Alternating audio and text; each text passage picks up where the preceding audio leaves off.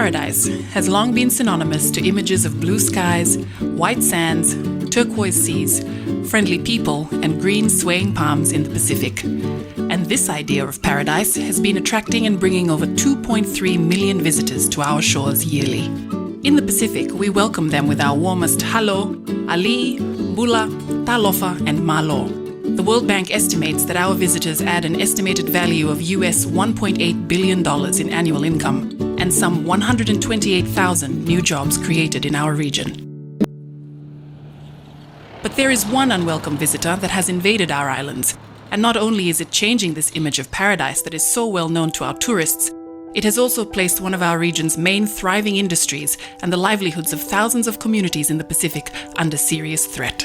The coconut rhinoceros beetle's favorite diet consists of coconut palms, and this damaging insect rapidly causes the destruction of healthy coconut plantations. The coconut rhinoceros beetle first came into our region, Southwest Pacific, in the early 1990s. And then it started to spread from Samoa, coming up towards Tonga, then finally to Fiji, where it actually spread to the other islands. Yeah? It actually caused havoc at that time because there was no form of control to this rhinoceros beetle. And it really badly affected the coconut plantations and the coconut industry at that time. The biological control, the virus that was actually controlling this beetle was first discovered in 1964. And from 1990s, when it was first introduced, to the time where the biological control was found, you can imagine the amount of devastation the beetle has caused at the time. But we were fortunate enough that a biological control virus was found, and it was actually released into the region, and that actually stopped the devastating effects of the rhinoceros beetle to our coconut palms, and this really helped a lot. Over 40 years later, a new type of coconut rhinoceros beetle arrived in the Pacific to lay waste to our coconut and palm plantations. First appearing in Guam in 2007, so was named as the coconut rhinoceros beetle Guam, or CRB-G biotype. This new biotype is resistant to the virus that actually is controlling CRBP, and this resistant variety is a killer, and if there is no control, there is potential for this resistant variant CRB-G to destroy a coconut plantation within a year. For a region that supplies half of the world's copper exports, where coconuts drive serious economic growth, and where people traditionally use almost every part of the coconut palm as part of their culture and everyday life, the CRB-G is more than a triple threat. The unwelcome visitor took only 8 years to rapidly migrate across the region and moved across to Papua New Guinea in 2009, Hawaii and Palau in 2014, and the Solomon Islands in 2015. Coconut to us in Solomon Islands, it's not only used as for economic, for trade, but it's a food security thing here as well. So it's really important, and it's one of our traditional crops, which has a lot of value to our for cultural reasons. I think in terms of industry, coconut, it's really one of the main crops our rural people depend on for livelihood and for things like school fees and that. It's what the majority of Solomon Islanders use to sustain them economically and as a food security. The majority of people will be affected, if anything, devastated our coconut palms or coconut industry. First, the agriculture is the biggest component in our GDP. It consists of 17%, and the coconut and the palm oil itself is around 10% of the export in the country, so it's a very big part of our economy. The CRB is having an impact on the economy, particularly for the coconut industry and the palm oil, and this has affected the supply side of the economy. The first detection was in Honiara, east of Honiara, which is around Panatina village. And the thinking was that it's first, that's where the Pacific Arts Festival started in 2012. We picked it up in 2014. the first confirmation. Now it spreads to around 6 provinces in Solomon Islands. At the moment, we've got 12 sites we are working on in different provinces. So there's now a confirmation in Renal, Central Province, Malaita, Ulawa in the Makira Province. And we'll be rolling out our delimiting survey team to confirm these sites and to confirm the spread, how far it spreads in all these 12 locations very soon. The coconut and copra are transported by boat from provinces to Honiara. And also we expected that because of the movement of boats in Solomon Islands, we also assume that, because CRB is attracted by lights. And so maybe when they see a light, then they can fly and maybe just sneak in the boat, and maybe when they arrive in another port, they can also fly out from the boat onto the mainland.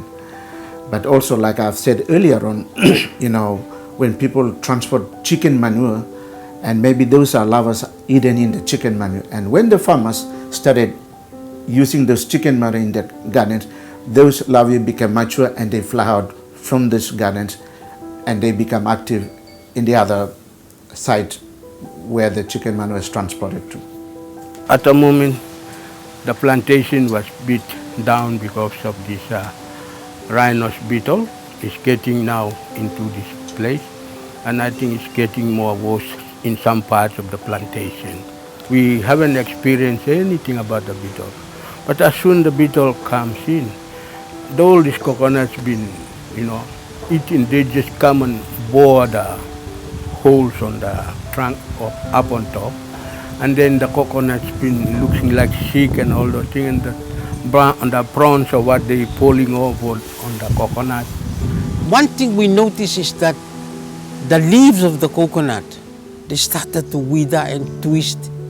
And then even the whole trunk in the front, the whole trunk of the tree started to have defects. Then we saw fruits falling down. And then even if you cut those fruits, there's nothing in it. That's a sad story. The rhinoceros beetle is eating a lot of these coconuts. And you can see here it's little bit okay. But in the land and outskirts, they are doing a lot of problems. We saw how the damage growing, and it rapidly spreads to other trees in the plantation, like more in our plantation, and then it spread to other neighbors too, because we have some other neighbors. We have boundary with them in the other plantation, and it spreads to those plantations as well.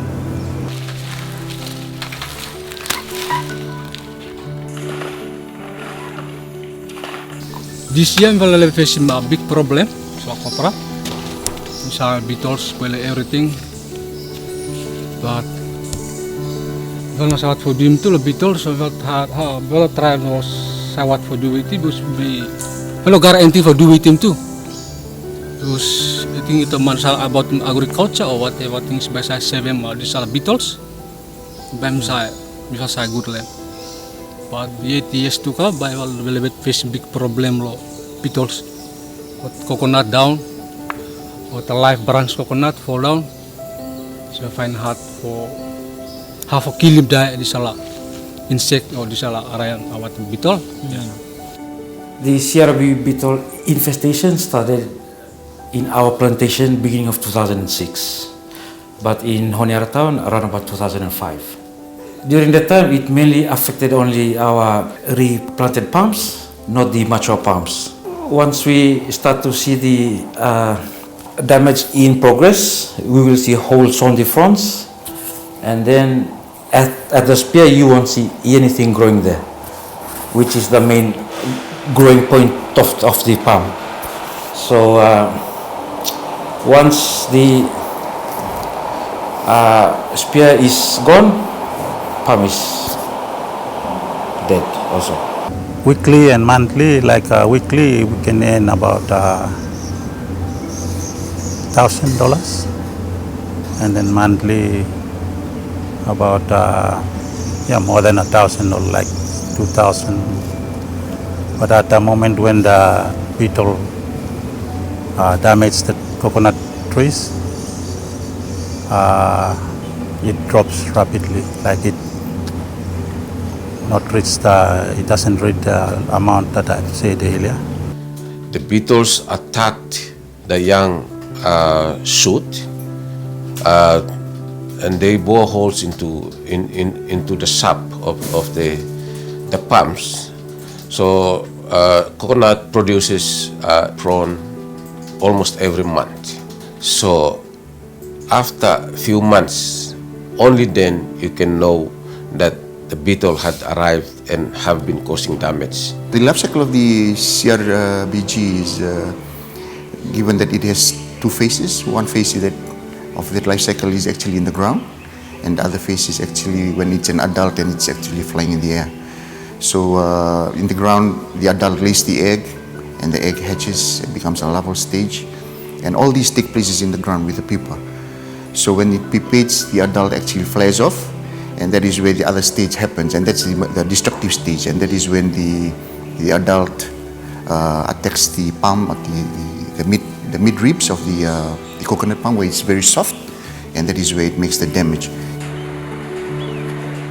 I think our first line of defense is using our regulations as a biosecurity is charged to deliver pest and disease control and eradication if that's can be done. So we are using our legislation to control movements, to ensure we did I think a declaration to allow biosecurity to move into these areas to do work, and this involves getting stakeholders to support us, doing cleanups and doing applications of biological control. So we are currently testing out fungus, the metarhizium, which seems to be working in Asia and other parts of the world. So we are adapting that and testing that out. A lot of awareness has been going out as well. So I think our key activity now is doing cleanup of the plantation, cleaning up and breeding sites. The practices that we did in the sanitary measure that we execute in the blocks is circle weeding, in which we make sure that the circles of the palms are cleaned, and to ensure that the danger line of the blocks, like that are dormant with rotten logs and all those, we also destroy them. And then we just make sure that no breeding grounds for the beetles. We have developed some SOPs and given that to the Vanuatu Mobile Force that are standing at the checkpoints. Basically what they are there for is to check and inspect all the plant material that is coming out from Mangaliliu, the areas outside of Mangaliliu, and all the other areas, where especially for market vendors. SPC has really helped the Department of Biosecurity Vanuatu in the first instance, just the first day when the officers found the beetle as well as the signs of damage. They brought the beetle over. They brought the coconut leaf that was damaged. We took the picture and we sent it out to officers in SPC, and just a few minutes later they came back and they said that just by looking at the pictures they confirmed that it is CRB. So, and they also help us on how to go about with the planning for doing the response of the emergency. It is so crucial that each country has an emergency response plan, and I believe there is a biosecurity plan which includes the emergency response plan. But having said that, there are a lot of people or authority tend to take not much interest until they're hit when the outbreak happens, and that's when they tend to react. But the proactive role and having funding available is so important. The CIDP really created a great toolkit that can be accessed by anyone, and it's user-friendly. And you can, for farmers to access it, as long as you have a smartphone and access to internet, you are able to go into, there's a web link to it, you can actually get in, and there's various highlighted sections in there that you can get. And being a farmer, if you are concerned about pest and disease, yeah, it's able to tell you in which different stages of the coconut palm tree that you are able to find different pest and disease. The coconut industry is a very vital part of economy, and it's also a bigger part of our exports compared to other agricultural crops. So maintaining that sector is very important for the country, and also important for their own livelihood as well. So the message is for them to fight hard to control this CRB and ensure to maintain the coconut industry. So my advice to people out there is work together. It's not a one-man business. And that will cover the reason as well, because who knows, it will come to your country, to the country neighbors. We have to keep watch out and work with biosecurity. I think that's right. Continue to do the sanitation practices, continue to kill if they see any, and continue to ban the rotten logs or trees that will create a breeding site for the beetles, and don't give up the fight for the beetle. They just have to continue on, because we are not eradicating it, but we must have to learn to manage how to control the population. So as long as we control the population, then we will see less damage. I think by me, no give up. I may replant everything. We must no give up for that one. Not beetle spoil everything, but by me no give up on the planting coconut. But him take years for him harvest, but no give up. We're sorry because coconut is part of our lives. But what can you do? You know, you can't just sit and cry over spilled milk. You have to do something. Our battle against the beetle is far from over, and we must continue to do everything we can individually and as a region to fight it.